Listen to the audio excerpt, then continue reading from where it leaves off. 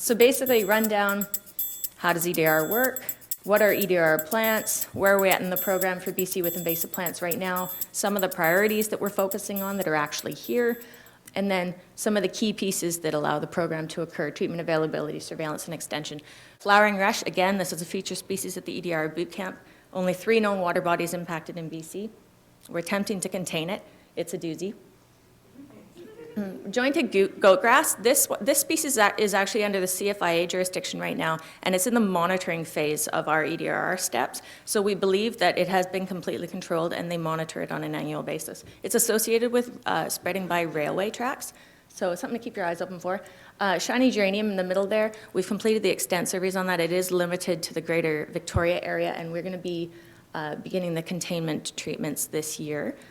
Yellow nutsedge on the far left, that's associated primarily with agriculture berry crops, rotational root crops, limited to the Fraser Valley and a little bit in Metro Vancouver at this point, as far as we know.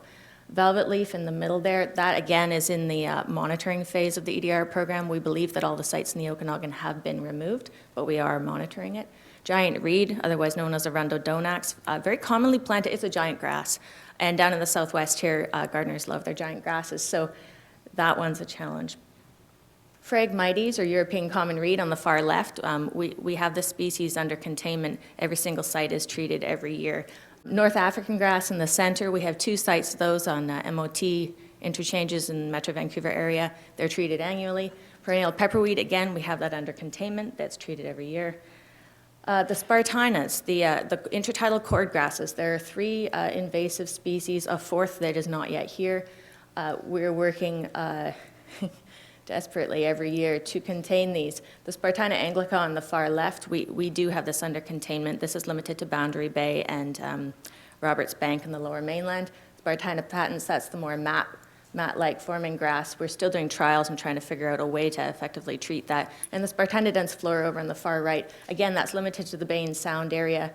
And that's responding very effectively to mechanical removal, which is fantastic. So residents in those areas are making phenomenal efforts in containing that species.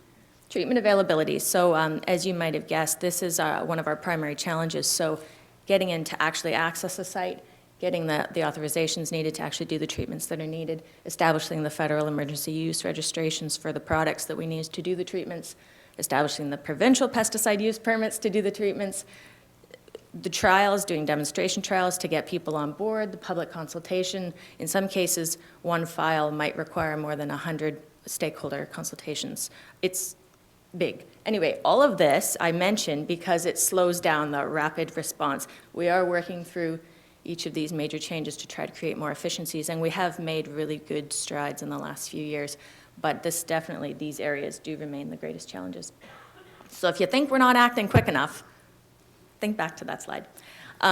Another key part to early detection rapid response is active surveillance. And so if we know a species is not yet here but is very close, or that it is in one region but has the potential through pathways or vectors to get into another region, we will actively target certain regions. So we spent a week up on the Central Coast doing coastal surveys this summer, looking for the Spartinas primarily. We found some interesting satellite populations of knotweed, actually. So a lot of these sections of the coastline are remote and undisturbed, and it was very interesting to see what we found there.